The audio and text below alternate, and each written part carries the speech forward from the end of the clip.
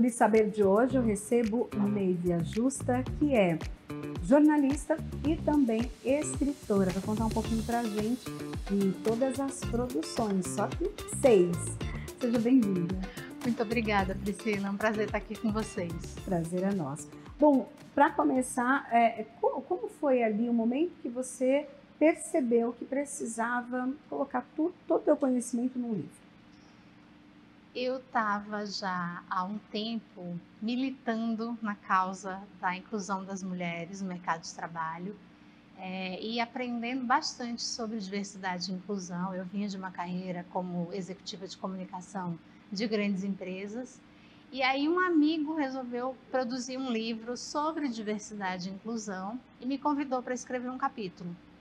E aí eu já tinha criado um movimento que chamava Onde Estão as Mulheres, que questiona a falta de mulheres em posição de liderança nas empresas privadas e nas empresas públicas, né? Na verdade em todos os setores da sociedade. Eu falei, boa, vou escrever sobre essa história. Então meu primeiro livro que eu colaborei como coautora, eu escrevi um capítulo que se chama Onde Estão as Mulheres, que eu faço uma retrospectiva de tudo que a gente avançou, né? Olhando para o mercado brasileiro, qual foi o avanço que nós tivemos nos últimos 50, 60 anos? Porque, de fato, a gente entra no mercado de trabalho a partir dos anos 1960, depois do Estatuto da Mulher Casada, que a gente pode trabalhar sem autorização do marido, pode ter conta em banco. Em banco é quando a gente começa a, de fato, entrar no mercado de trabalho. Então, é uma retrospectiva muito bacana, porque mostra de onde a gente veio, o tanto que a gente avançou e onde a gente está hoje e por que a gente ainda está onde está hoje. Porque, de fato, nós temos ainda muito espaço para ocupar.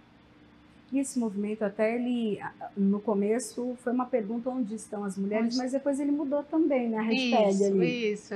Eu comecei perguntando onde estão as mulheres. Lamentavelmente, faz 10 anos eu ainda tenho que perguntar onde estão as mulheres. E era um movimento muito simples, porque eu pegava uma imagem, uma foto, onde só tinha homem, e eu colocava no LinkedIn, que é a minha principal rede social, né, que é corporativa, com a hashtag Onde Estão as Mulheres, e era só isso. E aí fui extremamente agredida, foi inesperada a reação. E eu entendi por que incomodava? Porque, na verdade, ninguém estava percebendo aquilo, ou fingia que não percebia. Aí aparece alguém e começa todo dia evidenciar, você gera um incômodo de fato. E quando eu entendi de onde vinha essa violência e que era possível também mostrar o copo meio cheio, ao invés só do meio vazio, eu criei o segundo movimento, que é o Aqui Estão as Mulheres. E eu faço exatamente a mesma coisa também há 10 anos. Eu vejo uma mulher protagonizando uma história de sucesso, eu coloco a imagem dela num post com a hashtag Aqui Estão as Mulheres e coloco fulana de tal nos representa. Porque eu realmente acredito que todas as mulheres que chegam a ocupar uma posição inédita ou têm um protagonismo de liderança, abrem espaço para todas as outras que virão depois. E isso precisa ser celebrado. Né? Tem lugar para todo mundo. Inclusive, falando sobre isso, você fez outra obra, né? Uma sobe e puxa a outra. Isso. Tem relação com esse Tem. aspecto? Uma sobe e puxa a outra foi um movimento criado em 2022 por um grupo de mulheres que estavam em Cannes, no Festival de Cannes. Criaram um grupo no WhatsApp e para compartilhar o que ia acontecer no festival. E de repente elas começaram a contar as histórias delas. E aí eu não estava lá, né? Eu estava em casa ainda na pandemia nessa época. E elas perceberam que tinha muita riqueza de história ali, que a gente podia aprender umas com as outras. E aí no final de 2022 elas resolveram criar um livro, que é Uma Sobe e Puxa a Outra, volume 1. Tem uma capa verde. E aí em 30 dias elas botaram o livro de pé. Aí tinha ainda muita história para ser contada. E aí nasce a segunda edição, que é esse livro da capa vermelha, da capa laranja, que eu participei. Então, nesse livro, eu conto toda a minha descoberta, né, do que eu digo que é a minha justa causa. Então, como foi esse processo de, aos 45 anos, hoje eu estou com 55, eu entender que eu era uma feminista, que eu sempre tinha sido, mas não tinha consciência, entender que eu era inconsciente em relação à falta de mulheres em posição de liderança, apesar de ser uma mulher em posição de liderança.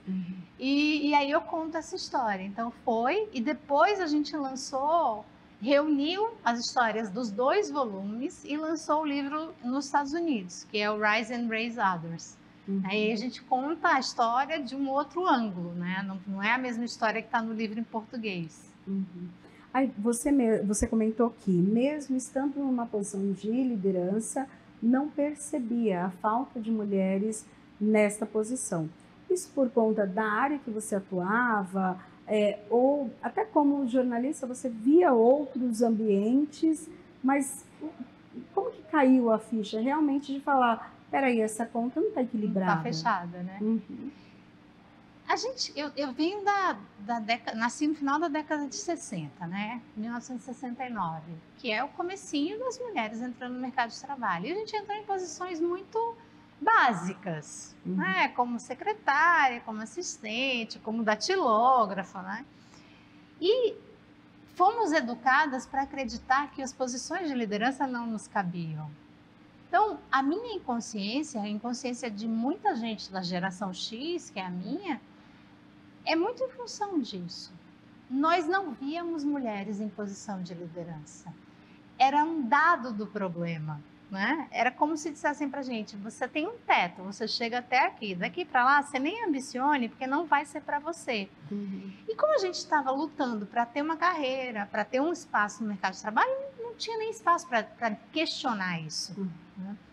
Então, assim, o momento que eu percebi isso, e eu digo que assim, vinha do Ceará, estava lutando para construir uma carreira aqui, depois eu casei, aí eu criei a minha carreira de mãe, né? Então eu estava muito ocupada fazendo a minha carreira e a minha carreira de mãe acontecerem. E somente em 2014, quando eu já estava com uma carreira super consolidada, eu tive a minha primeira posição como diretora numa empresa global, mas uma diretora de América Latina, que eu me dei conta. E por que eu me dei conta? Porque eu descobri que em 2014, ou seja, estou falando isso há menos de 11 anos, foi em junho de 2014, eu descobri que eu era a primeira mulher diretora América Latina naquela empresa em 99 anos. E aí eu comecei a achar que tinha alguma coisa muito errada. Quando eu comecei a olhar para trás, eu falei, realmente, eu tenho 45 anos, eu nunca tive uma mulher CEO, eu nunca trabalhei com uma mulher CEO, nunca trabalhei com mulher presidente, nem vice-presidente, no máximo eu trabalhei com mulheres que eram diretoras, que é o cargo que eu estou ocupando hoje. Eu falei, vamos olhar por que isso está errado. Mas ainda assim, Priscila, eu levei quase um ano para entender o que estava errado. E eu só entendi de fato quando eu fui fazer uma palestra lá na Anshan, em Goiânia, e eu contava essa história no final da palestra. A palestra nem era sobre isso, era sobre comunicação e marketing. E no final eu falava de tendência de futuro. Eu fazia uma retrospectiva das 2 décadas, né, anteriores e falava de futuro. E quando eu falava de futuro, eu falava de tendência. E eu dizia que a diversidade e a inclusão era uma tendência. Eu achava que era uma tendência, hoje eu sei que é uma necessidade, né? Ou uma urgência, como eu falo. E aí eu mostrava a imagem da diretoria onde eu estava, que eu era a primeira mulher em 99 anos e tinha um diretor negro, que era o primeiro negro em 99 anos. E eu dizia que as pessoas jamais veriam uma diretoria tão diversa quanto aquela em 2015. Quando eu acabei a palestra, o pessoal da Anshan me chamou para voltar na semana seguinte para participar de um fórum de liderança feminina para eu contar essa história. E eu achei muito estranho o termo liderança feminina, também nunca tinha ouvido. Você vê como eu não estava prestando atenção, né? Porque liderança não tem gênero. A gente não fala liderança masculina, então por que a gente falaria feminina? E a gente continua falando. Eu me recuso a falar liderança feminina, eu falo mulheres líderes. E eu falei, olha, deixa eu voltar para casa, deixa eu estudar um pouco o que vocês estão me pedindo e eu dou um retorno no começo da semana que vem. E aí eu voltei para casa e fui pesquisar. E fiquei horrorizada com os dados que eu encontrei, fiquei horrorizada com a minha inconsciência.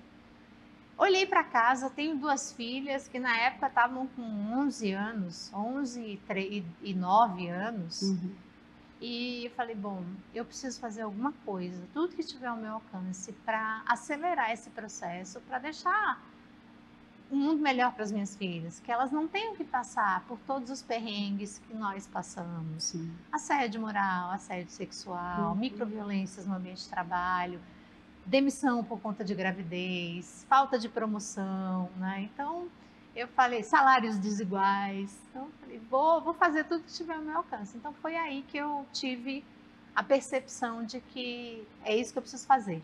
Uhum. E você trouxe uma desses motivos, né, pelos quais a mulher ainda não está ali numa posição de chefia, a maternidade. Eu queria que você falasse um pouco disso, inclusive que surgiu, que acabou culminando num livro também. Sim. A maternidade, isso é uma coisa que muito me espanta até hoje. Nós mulheres doamos o nosso corpo, o nosso tempo e a nossa energia para dar continuidade à humanidade. A maternidade é isso, né? E nós continuamos a ser penalizadas quando a gente faz essa escolha. É uma escolha consciente. Se a gente, imagina se todas as mulheres do mundo resolvessem que não vão ter filho porque vai atrapalhar a carreira, a humanidade acabava. Mas a gente continua sendo penalizada e isso é muito nítido quando você olha os dados. As minhas filhas entraram no mercado de trabalho agora, então você vê que entra 50-50, 50% de homem, 50% de mulher, nas mesmas condições. E eles vão indo bem até que chega por volta dos 30 anos. Aí o que acontece entre os 30 e os 40? Nosso relógio biológico diz, ó, ou você faz a escolha agora ou vai ficar bem mais difícil. A carreira dos homens decola e a nossa, ou ela fica estagnada, ou a gente pede para sair, ou a gente é demitida. A Fundação Getúlio Vargas tem uma pesquisa que diz que quase 50%, 47% das mulheres são demitidas ou pedem para sair em até 2 anos do retorno da licença maternidade. Então ainda é um ambiente, um mercado de trabalho ainda é um ambiente muito hostil para as mulheres mães. Ainda é hostil para as mulheres, mas para as mulheres mães ele é especialmente hostil. Ele não é inclusivo, ele não é acolhedor. As mulheres voltam para o trabalho depois da licença apavoradas, ou que não vão ser bem recebidas, não vão ser acolhidas, não vão ter mais a função delas, ou que serão demitidas. E infelizmente os dados comprovam que quase metade delas vira estatística de fato. E aí tem que empreender para sobreviver. Não é empreendedorismo de startup glamuroso, é para sobreviver, para pagar conta. Até porque o índice de mulheres mães solo no Brasil também é muito alto. E aí eu tenho uma grande amiga que ano passado, ela tirou um sabático, né? Ela saiu de uma empresa e enquanto ela estava entendendo o que ela ia fazer, né, do ponto de vista de carreira, também já com 50 anos, ela resolveu criar o livro que chama Minha Mãe é um Sucesso, que a gente lançou semana passada aqui em São Paulo e no Rio. Ela convidou 20 mulheres, incluindo ela 21 mulheres, né, executivas, para escrever um capítulo contando como que a gente conciliava e continua conciliando carreira e maternidade. E o grande barato dessa obra é que a gente escreveu com os filhos. Né? Então, tem a perspectiva, no meu caso, no meu capítulo, tem eu contando a minha história, né? Que eu nunca achei que eu fosse casar, que eu nunca achei que eu fosse ser mãe, que a maternidade não estava no plano, e de repente ela se tornou o plano, né? E transformou a minha realidade, mas que ao mesmo tempo eu nunca abri mão da minha carreira. E eu deixei isso muito claro para as minhas filhas desde pequenininha. E aí tem a perspectiva delas contando como foi crescer com uma mãe que sempre deixou claro que a carreira era muito importante para ela, né? E que elas iam crescer e que elas iam ter a vida delas e eu jamais ia querer culpá-las por uma escolha que eu não era delas, era minha, né? Então foi muito emocionante viver essa experiência de escrever esse capítulo, porque embora eu soubesse, né, que a gente tem uma relação muito próxima, muito aberta, eu e as minhas filhas, ouvir delas foi super emocionante. Uhum. E eu acho que o livro tem um papel muito bacana, que é inspirar as novas gerações de mulheres de que é possível. Porque eu ainda hoje eu faço muita mentoria, dou muito treinamento, né? Escrevo muito sobre as questões do universo das mulheres e principalmente relacionada ao universo do trabalho. Toda semana tem alguma mulher que me escreve com a dúvida da maternidade ou com a dor de ter sido demitida, com a dor de ter sido não retaliada nem excluída, mas preterida porque é mãe. Né? Então você vê que você está pronta para uma promoção e aí promovem um homem que tem filho, mas nunca é responsabilidade dele, né? Tem algumas coisas muito loucas no mercado de trabalho que, infelizmente, ainda hoje a gente vê acontecer. Então, por exemplo, uma mulher que tem um filho, a empresa vê como alguém que a prioridade agora é o filho, não mais a carreira. Então não tem mais a percepção, ela não é mais tão comprometida com o trabalho. Um homem que tem um filho é o contrário. Agora ele é pai de família, está muito mais responsável, muito mais comprometido, porque ele tem que dar a subsistência. Então veja como os pesos e as medidas são diferentes. E isso é uma desigualdade de gênero. Sim. No caso desse capítulo que você escreveu com as suas filhas, qual foi a sensação, assim, de ler a visão delas? Porque parece que toda mãe se sente culpada o tempo todo. Eu acho que quando se fala em mercado de trabalho, isso pesa bastante. Até as mulheres abrirem mão de um cargo de chefia ou uma ascensão porque não querem, né, trazer certo sofrimento aos filhos ou a ausência. No seu caso, o que você escutou delas ou leu, né, que elas escreveram e que trouxe ali uma visão diferente? Eu não imaginava que elas vissem dessa maneira. A questão da culpa é uma questão muito séria. Eu digo que eu nunca tive culpa, nunca me senti culpada. Para não dizer que eu nunca me senti uma única vez, eu vou te contar essa história. Eu tive o privilégio de, quando eu voltei da minha licença maternidade, da Luísa, da minha mais velha, eu tomei a decisão de sair. Eu trabalhava na Natura e eu tomei a decisão de sair e empreender.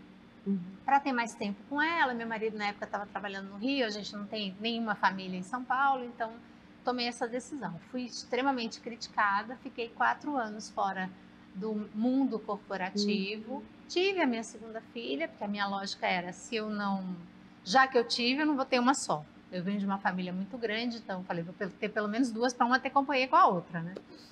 E não tive culpa nenhuma, porque eu pude acompanhar a primeira infância delas. Da Luísa, mas ainda que foram 4 anos, da Júlia foram 2 anos. A única vez que eu tive culpa na vida foi quando a Luísa tinha 11 anos e ela ficou menstruada, primeira vez, e eu estava embarcando para os Estados Unidos a trabalho. Eu me senti a pior das mães. Como eu não estava ao lado dela naquele momento, né? De transformação, que gera uma insegurança enorme. E aí meu marido foi espetacular, super parceiro, então deu tudo certo.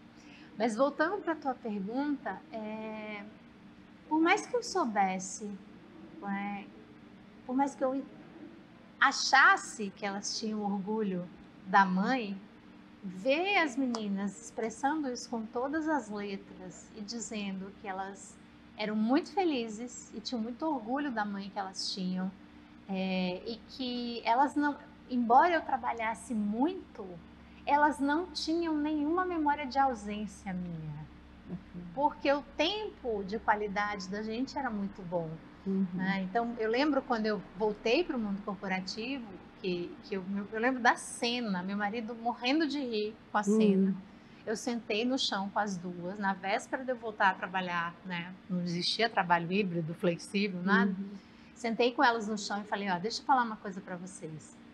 A partir de amanhã, eu vou voltar a trabalhar numa empresa que não é a minha. E eu vou acordar vocês, a gente vai se arrumar, vai tomar café juntas, eu vou deixar vocês na escola. E aí eu só vou ver vocês de noite. Eu não vou buscar vocês na escola. Vocês vão vir de perua, vocês vão almoçar sozinhas com a babá. E eu venho à noite, aí a gente janta juntas e aí a gente vai ter a nossa noite. Eu vou botar vocês para dormir, a gente vai ler histórias. E era individual, né? Cada um queria um momento. Então, e os fins de semana sempre a gente priorizou momentos os 4, né? Então, quando eu ouvi elas dizerem que elas não tinham memórias de ausência, isso para mim, eu falei, como elas dizem, zerei a vida. Tá pago, tá tudo certo, né? E eu acho que isso é muito importante das mães entenderem, e os pais também. Por mais que você seja muito ocupada ou muito ocupado, invista tempo de qualidade com seus filhos. Se faça presente, escute, né? Entenda a vida e os momentos de cada, porque cada momento é único, né? Entenda o momento de cada um, saiba por que eles estão passando, né? No limite deles também. Eu tenho 2 filhas muito diferentes. Uma que é um livro aberto, a outra que eu precisei quase rasgar à força as páginas do livro para conseguir entrar, né? Então é por aí. E aí o amor, né? O amor é incondicional, né? Eu nunca achei que, de fato, que eu fosse ser mãe, mas hoje eu não consigo imaginar minha vida sem elas, né? E o orgulho é mútuo também. E daí tem essa questão, né, do lado da mãe, da ausência do trabalho, da culpa que muitas sentem, mas tem a questão, por exemplo, da própria empresa, o olhar que a empresa tem, que muitas vezes muda quando a mulher anuncia uma gravidez. Às vezes a pessoa está num momento tão lindo da vida, que é a gravidez, mas tem medo de falar no trabalho. Sim. Isso você também já percebeu, conversando com outras mulheres? É muito curioso, Priscila, o quanto isso ainda é real. É muito angustiante perceber isso. E muitas vezes o fantasma está na cabeça das mulheres.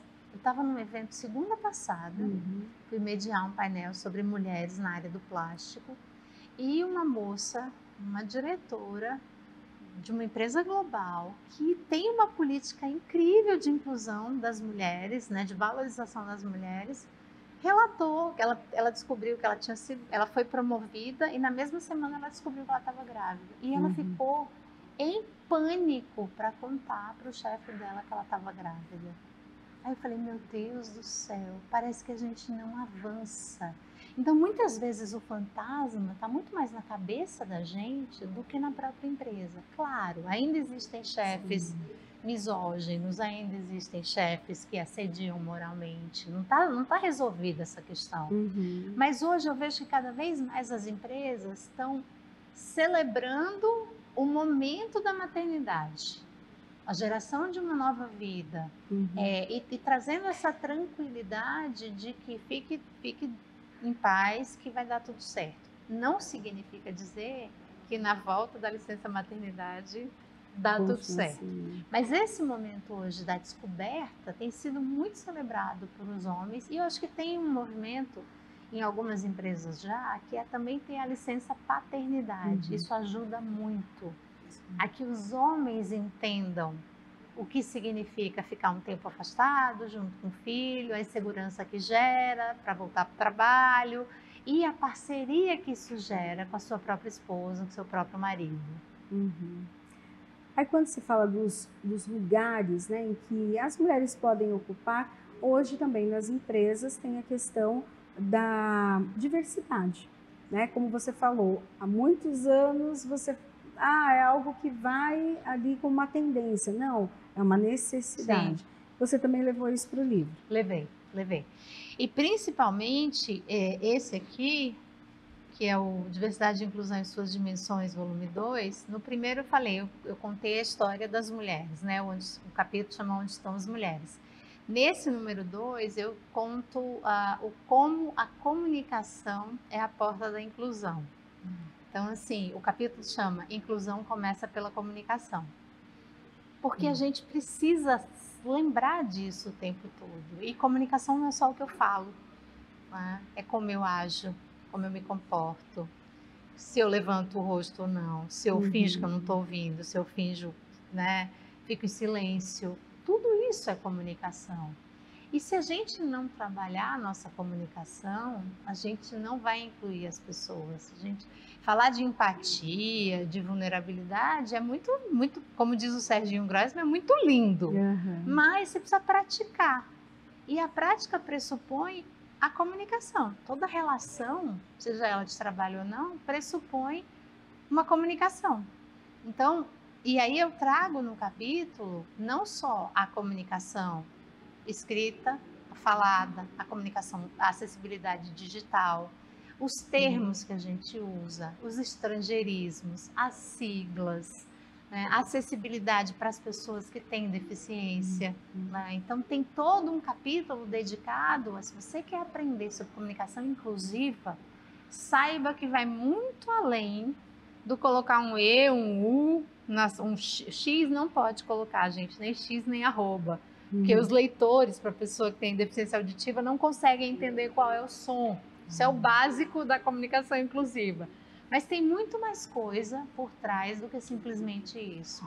Então, falar de linguagem neutra, não é a linguagem neutra que vai resolver. Tem todo um arcabouço de comportamentos que precisam ser comunicados adequadamente por todas as linguagens possíveis, para que a gente, de fato, promova uma comunicação inclusiva e ambientes inclusivos para todas as diversidades humanas. Livro mais recente, então, qual é? O livro mais recente é o Minha Mãe é um Sucesso. É esse aqui. Esse aqui. Em maio eu lanço mais um, que chama Mulheres na Gestão de Reputação, da Editora Líder. A Editora Líder tem uma série, um selo que chama Selo Mulheres. Então, são várias autoras da área de comunicação corporativa escrevendo como trabalharam ao longo das suas carreiras para construir reputações corporativas. O que significa reputação? Marcas, empresas. Então, por exemplo, eu conto a minha história com a Natura, como a gente construiu a reputação da Natura como essa empresa sustentável, referência no mundo todo. Eu conto a experiência que eu tive na GE, que eu construí também com o meu time, toda uma reputação da GE mais próxima, que as pessoas entendiam o que a GE fazia. E aí você pode ir para histórias de produto. Lá no começo da minha carreira, eu trabalhei na Timex, que era de relógios. Então, a gente teve o relógio mais democrático que existia na época, que era o Ironman. Então, construção de reputação. Tanto pode ser reputação pessoal, quanto reputação de produtos, de marcas de produto, quanto de grandes empresas. Aí você tem obras que saíram do país, estão aí em outro idioma, então tem dois ali que a gente pode falar deles ainda, Isso. Né? Os dois, esse aqui é Uma Sobe e Puxa a Outra em inglês, a gente fez uma edição juntando as histórias dos dois volumes, do volume 1 e o 2, do Uma Sobe e Puxa a Outra, e obviamente, como eram muitos autores, a gente teve que rever a história que a gente ia contar para, né, condensar. E esse aqui, que foi lançado há 2 semanas, a gente lançou simultaneamente no Brasil e nos Estados Unidos. Então, as 2 edições estão à venda, né, o ensemble, em português é de solo a sinfonia. Ensemble é uma palavra francesa, quer dizer juntos, juntas. E em inglês é From Solo to Symphony.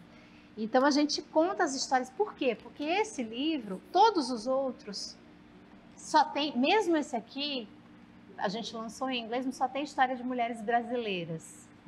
Esse daqui são 139 histórias de mulheres no mundo inteiro, de 21 países. Histórias fantásticas.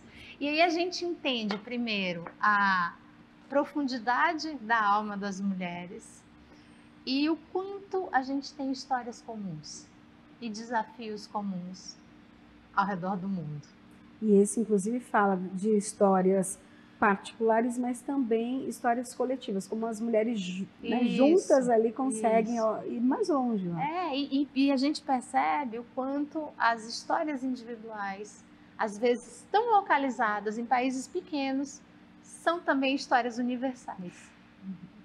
Bom, eu conversei com Neivia Justa, que é jornalista, também escritora, falou um pouquinho de cada obra que ela tem, mas tem mais coisa na cabeça aí sendo preparado, né? Tem. Agora eu tô, né, depois de exercitar bastante como coautora, agora eu criei coragem, comecei a escrever o meu próprio livro. Não vou dar spoiler ainda, eu volto aqui. Tá ótimo, convidada já tá aqui, o convite feito. Obrigada, viu? Obrigada a você, foi um prazer. Obrigada.